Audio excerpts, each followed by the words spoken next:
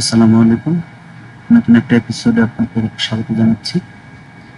হাঙ্গু টিউশনের মাধ্যমে আপনারা কোরিয়ান ভাষা বাংলার মাধ্যমে সবচেয়ে সহজভাবে শিখতে পারবেন। যাই হোক, গত দুইটি এপিসোডে আমরা আলোচনা করেছি কোরিয়ান স্বরবর্ণ। আজকে আমরা আলোচনা করব কোরিয়ান ব্যঞ্জনবর্ণ।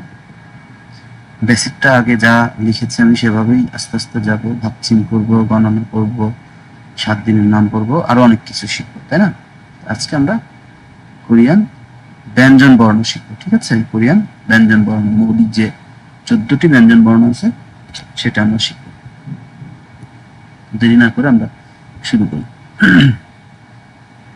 কোরিয়ান ব্যঞ্জন বর্ণ বাংলা ব্যঞ্জন বর্ণের বিপরীত না, একদম সেম। আপনারা একটু দেখলে বুঝতে পারবেন।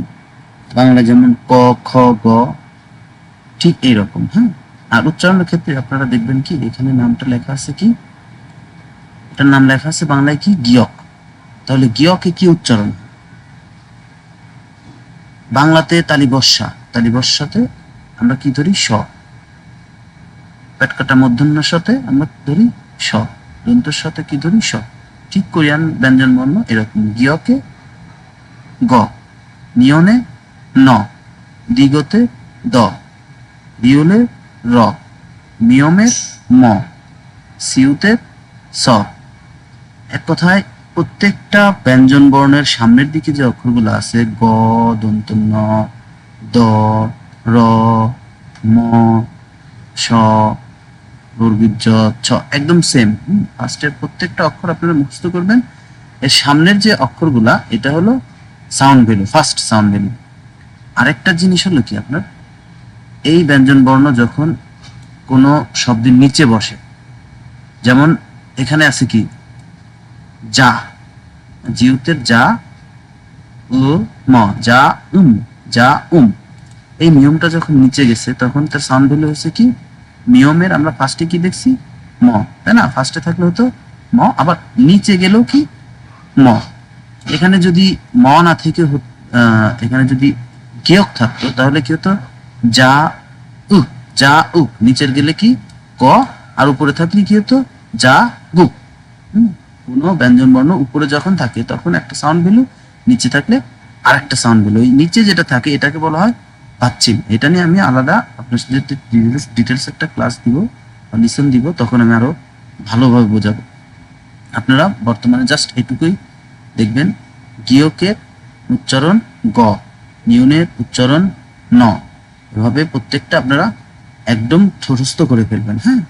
আর পারলে, যেহেতু আমরা স্বরবর্ণ শিখেছি, ব্যঞ্জন বর্ণ শিখেছি, চেষ্টা করবেন যে স্বরবর্ণগুলো আছে, বেসিক যে স্বরবর্ণগুলো আছে, গিয়ক আতে গা, গিয়ক অতে গ, গিয়ক এতে গে, গিয়ক ইয়াতে গিয়া, গিয়ক ইয়তে গিয়, এভাবে প্রত্যেকটা ভাষায় প্র্যাকটিস করবেন। একটা খাতাতে লিখবেন, লিখে গিয়কের সাথে প্রত্যেকটা, একটা গিয়কের সাথে প্রত্যেকটা ওই 11টা যে ব্যঞ্জন স্বরবর্ণ আছে এগুলা যোগ করবেন, আস্তে আস্তে যোগ করে করে লিখবেন, লিখে উচ্চারণ করবেন, গা, গ, গিয়, গিয়া, গু, গু, নিয়নের সাথে এভাবে সেম। তাহলে কি হবে, আপনাদের এটা ঠোঁটস্থ হবে এবং বাংলার মতো, একদম বাংলার মতো, বয়াকারে বা, বয়কারে বে, বয়কারে বো, এরকম সেম একইভাবে আপনারা প্র্যাকটিস করবেন, ঠিক আছে?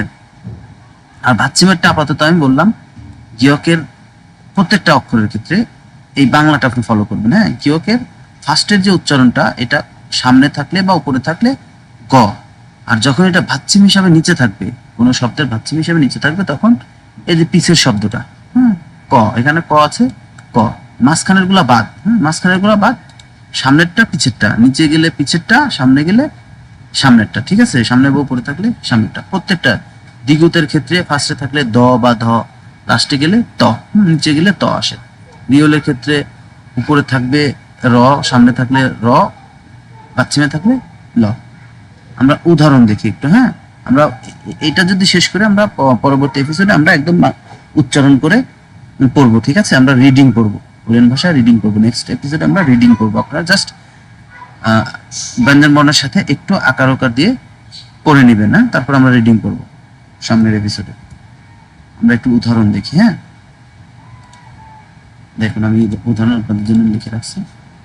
গিয়ক, হ্যাঁ। গিয়কের, গিয়কাতে গা, দ্বিগুতের দ, তাই না? গ দ, তাহলে গা দা। খাদা মানে হলো যাওয়া। এই যে এই শব্দটা দেখেন সবাই ইউজ করে করেন বেশি। খামসা হামনিদা শুনছেন? খামসা হাদা, খামসা ইয়ে, খামসা হামনিদা। হ্যাঁ, এটা হচ্ছে ধন্যবাদ। কিভাবে হয়েছে? গয়াকারে গা, নিচে আসে কি নিয়ম, নিয়মের উপরেও ম নিচেও ম, তাই না? এটা সাউন্ড ভ্যালু পরিবর্তন না। খাম সিয়তের সা, খামসা, হয়াকারে হা, দয়াকারে দা, হাদা, খামসা হাদা। হ্যাঁ, ধন্যবাদ। আচ্ছা, এখানে দেখেন নিউনের ক্ষেত্রে দেখেন নু গু, নু মরসু নু গরসু গু, নুগু। নুগু মানে কে বা কাকে বা কি বা এরকম অন্যকে বোঝানো হয় আর কি। কে না, না মানে আমি, ন মানে তুমি। থারি থারি থারি, থারি মানে হলো পা। দ্বিগুত আকারে দা, রিউলিতে রি, তারি বা থারি। থারি হয় সামনের থেকে, থ হয়, এটা উচ্চারণ পরে শিখাবো। থারি থারি মানে হলো পা। দোকারে দো, দন্তন্য, এটা কি নিয়ন, নিয়নের দন্তন্য। দন, দন মানে টাকা। ঠিক এভাবে দেখেন রিউল এতে রে, নিচে আছে কি নিয়ন, রেন, থ খা, রেন থকা মানে হলো রেন্টের কার, ভাড়া করা যে গাড়িগুলো। আচ্ছা, মিয়ম, এই যে মিয়ম আসছে, মিয়ম এতে আমরা যে সর্বর্ণ শিখে আসছিলাম এ, মে, নিচে আছে কি গিয়ক, গিয়ক নিচে থাকলে কি হয় ক, তাহলে ম্যাক জিউতুতে জু, ম্যাক জু মানে হলো বিয়ার। সেম ক্ষেত্রে মোজা, মোজা, মোজা, মোজা মানে কি টুপি। সিওতের ক্ষেত্রে দেখেন সা দা, সা দা মানে সস্তা। সা রা ইয়ং, ইয়ং নিচে থাকলে উনিশ্বর, যে বাংলার যে উনিশ্বর হয় সেরকম। সা রাং, সা রাং, সারাং, সারাং মানে, সারাং মানে ভালোবাসা। কোরিয়ান ভাষায় সারাং মানে ভালোবাসা। জিওতের যা, দ্বিগুতের দা, জাদা, জাদা মানে ঘুমানো। এই যে আরেকটা, এই যে জুদা, জুদা, এটা অনেক কোরিয়ান ভাষায় অনেক ইউজ হয়। জিওতের জ ওকারে জো, নিচে হ, জো, জো হিউত, চোত, জোত তা, যোদ্ধা বা যোদ্ধা হয়। এটা হিউতের উচ্চারণ হয় না, এটা আপনি বাচ্চামে শিখতে পারবেন। হিউতের উচ্চারণ সামনে যদি কোনো স্বরবর্ণ থাকে সেটার সাউন্ড ভ্যালুটা একটু কম হয়ে যায়। যোদা, যোদা, এরকম। যোদা, জুহদা, জুহদা মানে হলো জুহাইও, জুহাইও হবে। জুহাইও হয়। সেন্টেন্স ইনিং যখন করবেন তখন দাটা চলে যাবে এখানে, জো আয়ো, আয়ো অয়ো যোগ হবে, হিউতটা চলে যাবে উপরে। এটাও বাচ্চিমের কাজ, এটা আমি পরে শিখাবো। জোয়াইও বলে, জোয়াইও, এটা হলো ভালো বা সুন্দর। সিউত একতে স্যা, নিচে গিয়কের ক, কি হলো স্যাক, স্যাক মানে বই, স্যাক মানে বই। ছ্যাক সাং, স্যাক সাং মানে হলো ডেস্ক। ঠিক আছে, এইভাবে আপনারা প্রত্যেকটা উচ্চারণ করে করে পড়বেন। ফিল থং, এই দেখেন ফিউপ, ফিউপের ফ, ফিল থ ওকারে থো, অনিশ্বর, থং, ফিল থং, একদম বাংলা। ফিল থং।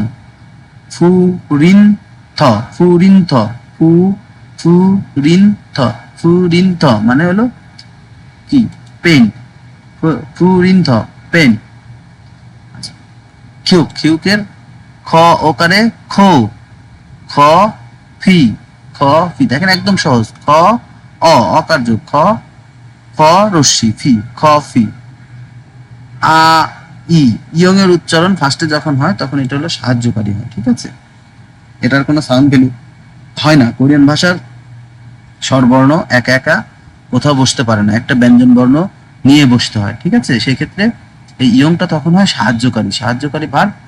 সাহায্যকারী ভার্ব হিসাবে আ ই, আ ই, শুধুমাত্র এখানে স্বরবর্ণের যে সাউন্ড ভ্যালুটা আছে এটা উচ্চারণ হবে। ঠিক আছে, আ ই, ও ই, ও ই, আই মানে হলো শিশু, ওই মানে শশা।